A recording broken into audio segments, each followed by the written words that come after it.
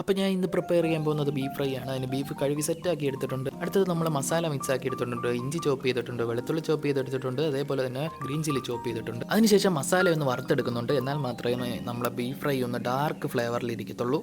അപ്പോൾ മസാല ഒന്ന് നന്നായിട്ട് മിക്സായി ഒന്ന് ഡാർക്ക് ഫ്ലേവർ വരുന്നവരെ ഒന്ന് വെയിറ്റ് ചെയ്യും. അതിനുശേഷം ചോപ്പ് ചെയ്ത ഇഞ്ചി വെളുത്തുള്ളി ഇത് രണ്ടും കൂടി ഇട്ട് നമ്മുടെ ഉരലിലിട്ടൊന്ന് ക്രഷ് ചെയ്തെടുക്കുന്നുണ്ട്. അപ്പോൾ ക്രഷ് ചെയ്തതിന് ശേഷം നമ്മൾ മിക്സ് ചെയ്ത് വെച്ചേക്കുന്ന മസാലയൊന്ന് നമ്മൾ ബീഫിലോട്ട് ഇട്ട് കൊടുക്കുന്നുണ്ട്. നെക്സ്റ്റ് ആ ചോപ്പ് ചെയ്ത ചില്ലി ഇട്ട് കൊടുക്കുന്നുണ്ട്.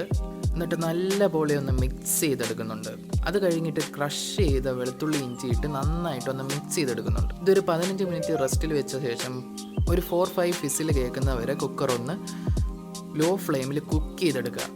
അതിനുശേഷം ഈ വെള്ളം വറ്റി വരുന്ന രീതിയിൽ ഒന്ന് കുക്ക് ചെയ്തെടുക്കുക. അപ്പോൾ നെക്സ്റ്റ് നമ്മൾ പാൻ എടുക്കുക, എണ്ണ ഒഴിക്കുക, കറിവേപ്പില ഇടുക, അതേപോലെ കുറച്ച് ഉപ്പ് ആവശ്യമെങ്കിൽ ഉപ്പൊന്ന് സ്പ്രെഡ് ചെയ്ത് കൊടുക്കുക. അതൊന്ന് മിക്സായി ഉള്ളിയുടെ ആ ഫ്ലേവർ മാറി വരുമ്പോഴത്തേക്കും നമ്മൾ ആ ഡ്രൈ ആയ ബീഫ് ഒന്ന് തട്ടിക്കൊടുത്ത് ഒന്ന് ജസ്റ്റ് ഒന്ന് മിക്സാക്കി സെറ്റാക്കി എടുക്കുക.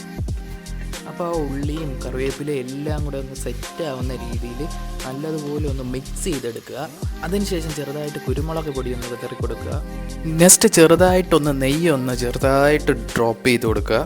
അപ്പോൾ നെക്സ്റ്റ് ഡ്രൈ ആവുന്നവരെ ഒന്ന് ഇളക്കിയിട്ട് നെക്സ്റ്റ് നമുക്ക് സർവ് ചെയ്യാം. അപ്പം നല്ല പൊറോട്ടയുടെ കൂടെ ഒന്ന് തട്ടാൻ പറ്റിയ നല്ല ബീഫ് ഫ്രൈ റെഡിയാണ്. അപ്പം ഞാൻ ഇവിടെ പൊറോട്ടയായിട്ട് ജസ്റ്റ് ഒന്ന് തട്ടി നോക്കട്ടെ. ബൈ.